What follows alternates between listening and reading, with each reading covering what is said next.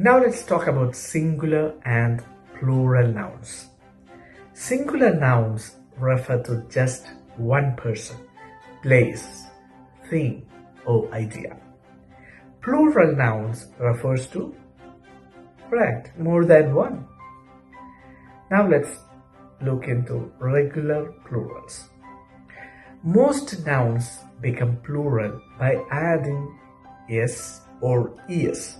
For example, dog becomes dogs and box becomes boxes. boxes. It's easy, right?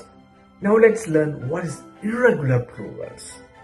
Some nouns, however, like to be a bit tricky. They don't follow the regular s or es rule. For example, child becomes children and mouse becomes mice. These are called irregular plurals.